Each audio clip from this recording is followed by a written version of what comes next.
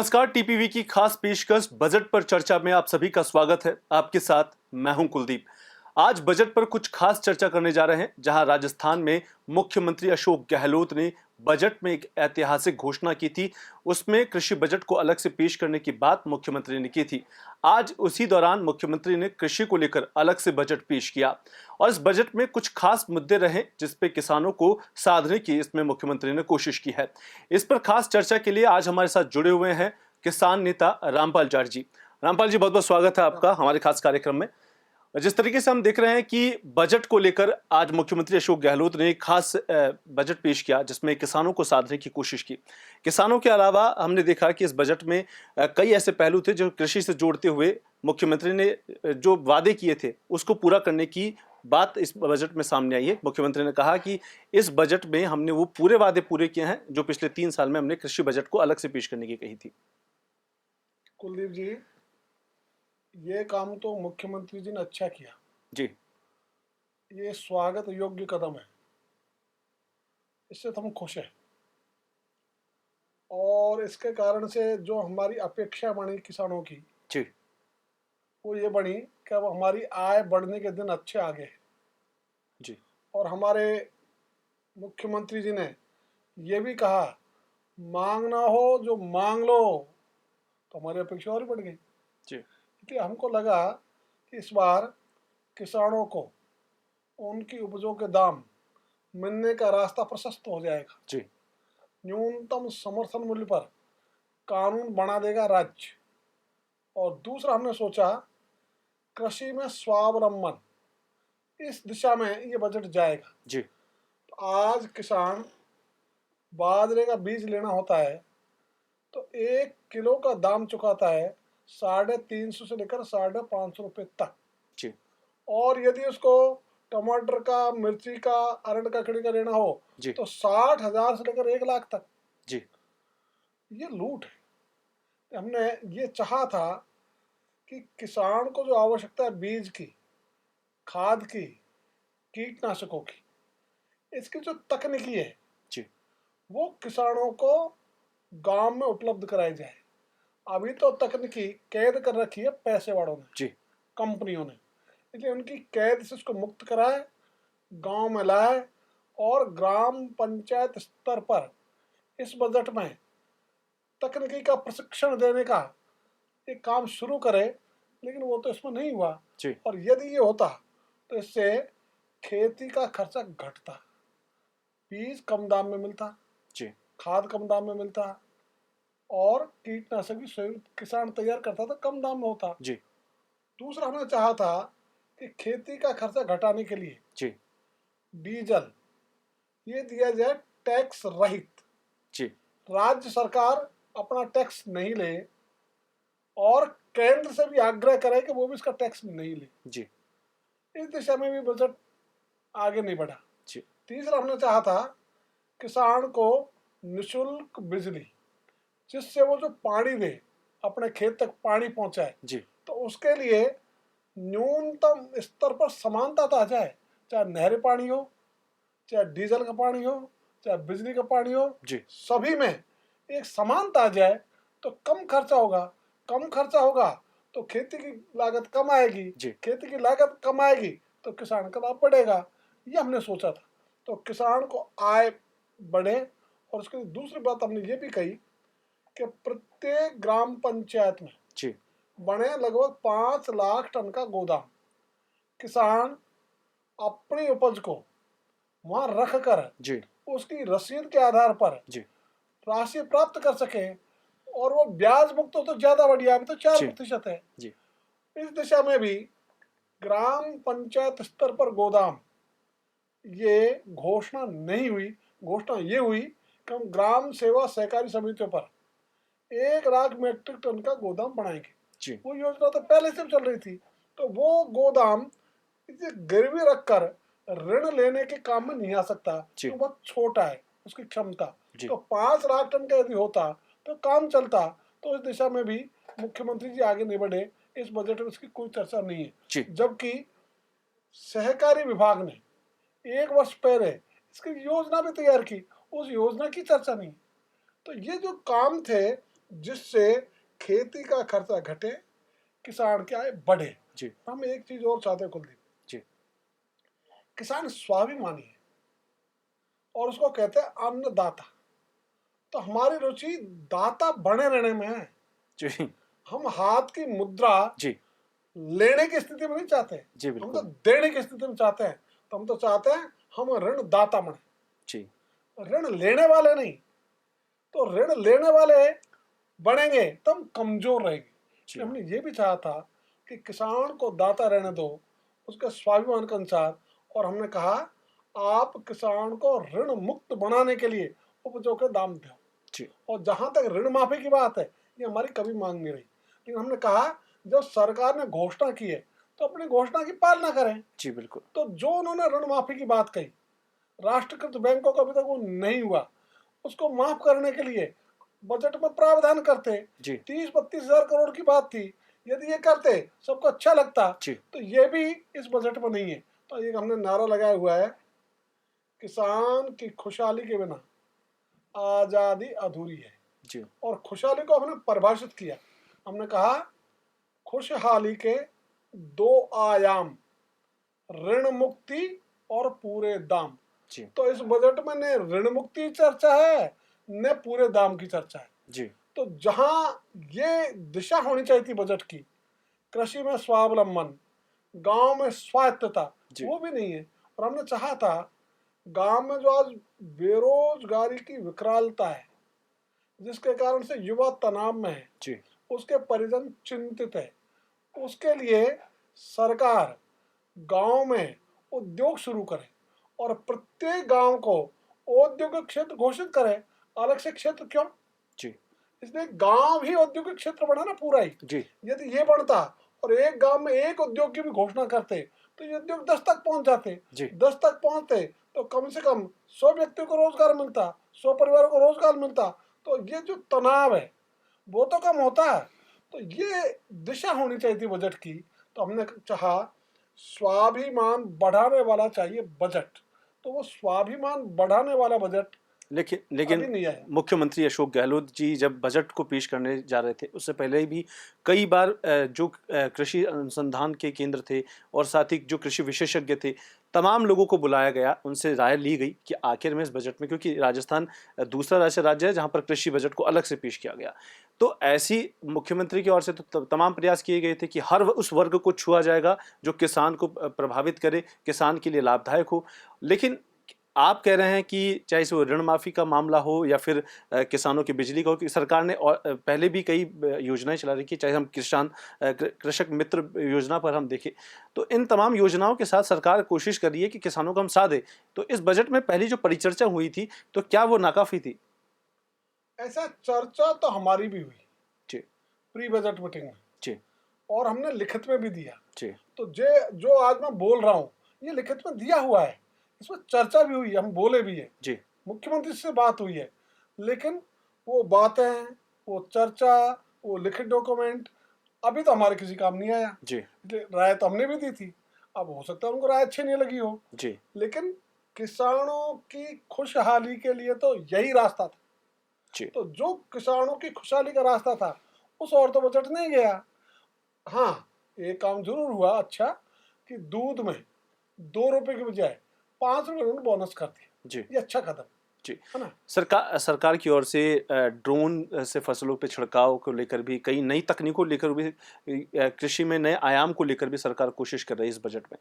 तो उस और भी ये कहा जा रहा है कि सरकार की ओर से कि जो प्रयास हम कर रहे हैं उससे किसानों को फायदा तो होगा ही, और जो चीज़ें हम अपनी तरफ से इस बजट में पेश कर रहे हैं तो कहीं ना कहीं किसानों को मुनाफा भी ज़्यादा होगा और नुकसान भी कम होगा। कुलदीप, मुख्यमंत्री जी ने जो बात कही उसमें भी सच्चाई है, लेकिन उसकी मात्रा इतनी सी है किसानों को फायदा होगा। जी हम कहते हैं कि ये हम खुद ही कर लेंगे ना सब काम, जी आप पर निर्भरता क्यों? हम तो निर्भरता नहीं चाहते किसी पर भी। जी कि मैं जो एक बात कही, कृषि में स्वावलंबन वो नहीं है।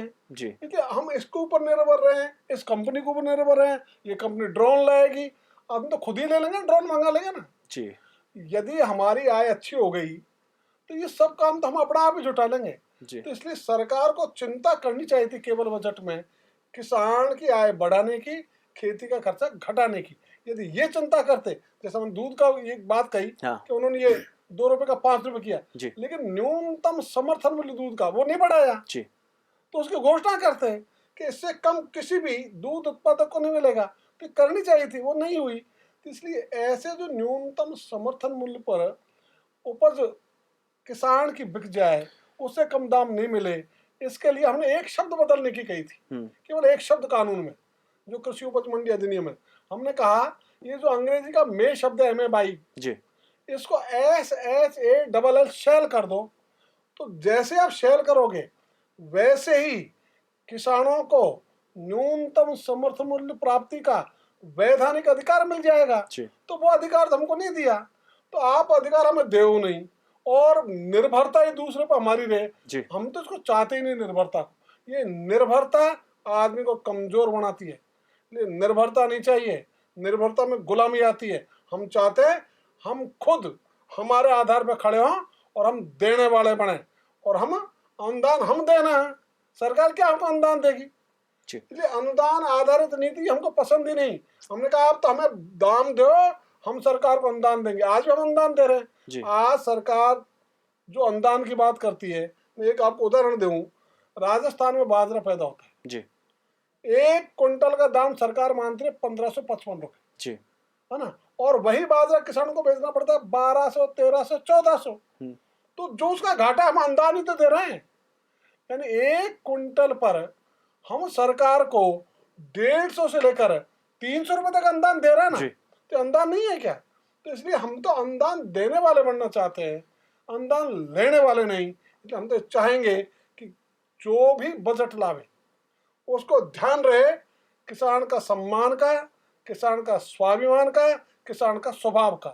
तो ये किसानों में और सरकार में जो सोच का अंतर है, जो बड़ा गैप है, ये गैप ही कहता है कि कृषि की दुर्दशा है।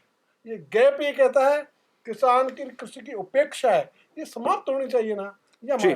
केंद्र का भी हमने देखा बजट आया कुछ दिनों पहले, और केंद्र के बजट के जिस तरीके हमने देखा, कुछ खास उसमें भी कृषि को लेकर नजर नहीं आया था। लेकिन राज्य सरकार ये कह रही कि जो केंद्र ने बजट पेश किया उससे कहीं बेहतर हमारा ये बजट है, किसानों को पूरा भरपूर फायदा इसमें मिलने वाला है।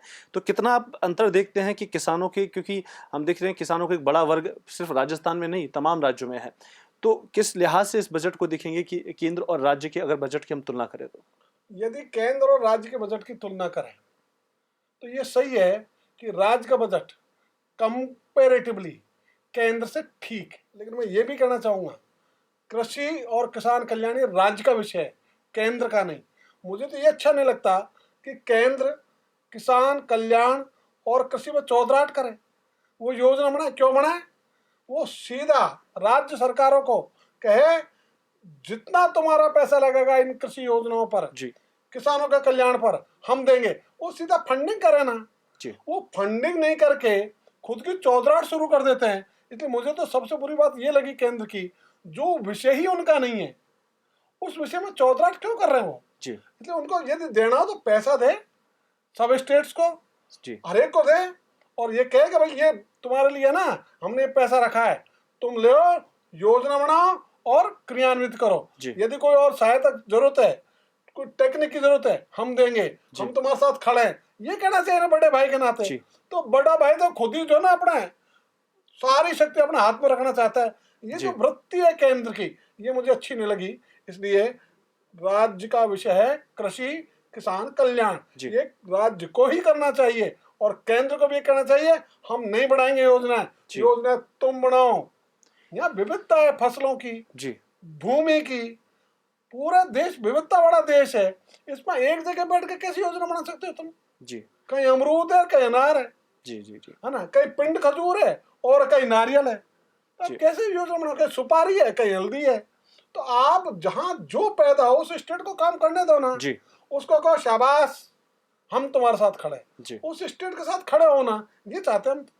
हमने देखा कि इस बजट में मैं आपसे जानना चाहूँगा, एक हमें लगता है कि एक क्षेत्र जिस पर सरकार को वाकई गौर करना चाहिए था वो पानी को लेकर था। नहरीकरण की समस्या हो या फिर, क्योंकि गर्मियों के सीजन में हम देखते हैं राजस्थान वैसे मरुस्थलीय क्षेत्र है, तो कहीं ना कहीं जो पानी की समस्या से एक लंबे समय से अरसे से किसान जूझ रहे थे।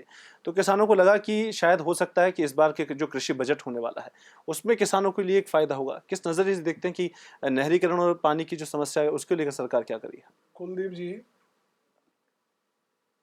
हमारे यहाँ जमीन को पानी मिल जाए ना तो जादू का काम हो जाए। यहाँ की मिट्टी सोना उगलने लग जाए। तो पानी मिल जाए से बढ़िया बात क्या होगी? जी इसलिए हम तो सोचते हैं 100% जमीन की सिंचाई, और वही मैंने शुरू की थी जी कि न्यूनतम दर के आधार पर सिंचाई की सुविधा जी ये सरकार को देनी चाहिए। तो उस विषय में सरकार अभी मन नहीं है उनका उस ढंग का।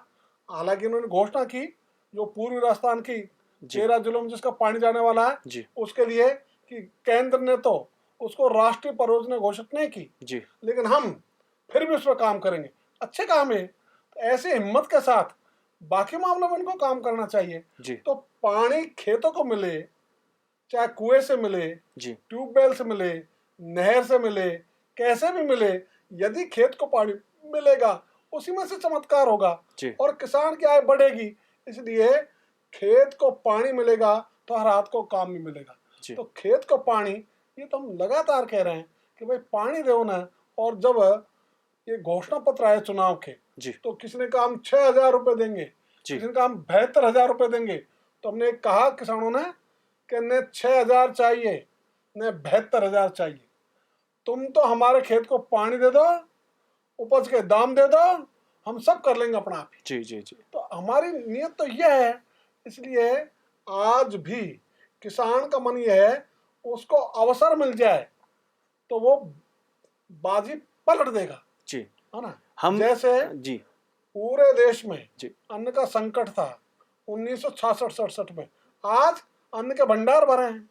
चमत्कार किया कि नहीं किया? जी फिर चमत्कार कर सकते हैं। जी हमने देखा कि बजट आज पेश हुआ है, कुछ खास ऐसी चीजें जो अछूती रही है सरकार से, उन पर मैं आपसे जानना चाहूंगा कि आप उस पर एक बार प्रकाश डालें ताकि वो हम दर्शकों तक पहुंचा सके। जो किसान भाई हमसे जुड़ेंगे इस कार्यक्रम के माध्यम से उन तक भी वो बात पहुंचे कि ऐसी क्या चीजें थी जिनको अभी तक सरकार ने छुआ नहीं। कुलदीप, एक तो मैंने बात कही, हर गांव बने औद्योगिक क्षेत्र। जी तो खेती का अर्थ केवल खेत में पैदा करना नहीं है, वो तो मूल उत्पादन है, जी लेकिन उसका जो रूप परिवर्तन है उसके उद्योग भी हमारे हाथ में होने चाहिए। जी तो यदि गांव में उद्योग लगने लग जाए तो एक गांव में औसत 10 उद्योग हो सकते हैं। जी 10 उद्योग होंगे तो 100 परिवार को रोजगार मिलेगा। जी 100 परिवार को रोजगार मिलेगा तो आज जो हमारा युवा तनाव में है, जी युवा के परिजन वो चिंता में है, तो उनका तनाव और चिंता दूर होगी। इसलिए गांव स्तर पर रोजगार की उपलब्धता, और दूसरी से जो बड़ी बात होगी वो होगी गांव का धन रहेगा गांव में, जी गांव की प्रतिभा रहेगी गांव में। आज प्रतिभा का भी पलायन हो रहा है, धन का भी निर्गमन हो रहा है, जी तो ये रुकेगा ना। तो आज गांव खाली क्यों हो गए? इसलिए हो गए कि आप आश्चर्य करोगे, 1951 की जनगणना के अनुसार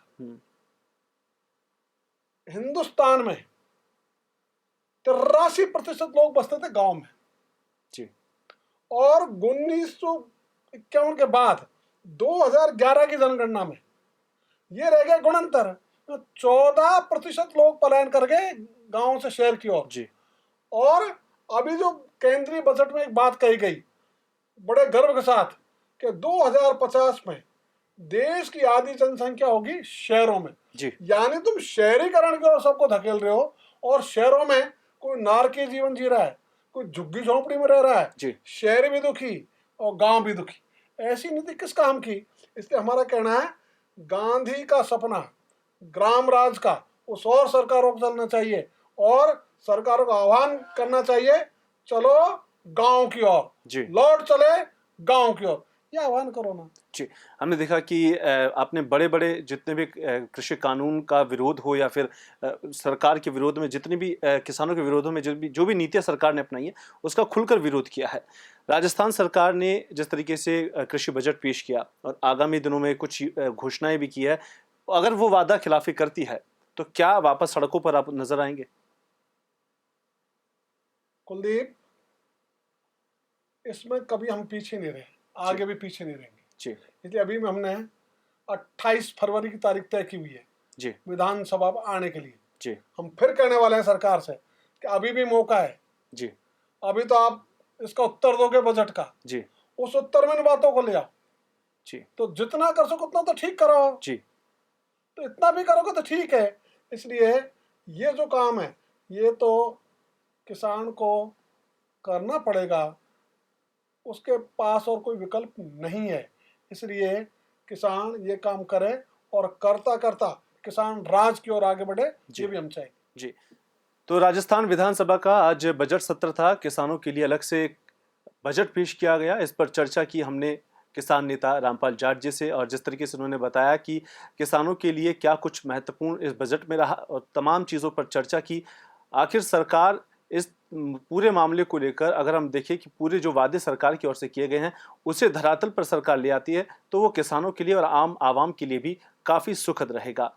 फिलहाल के लिए इस कार्यक्रम में इतना ही। फिर हाजिर होंगे एक नई शख्सियत के साथ। तब तक के लिए मुझे दीजिए इजाज़त। नमस्कार। राम राम साहब।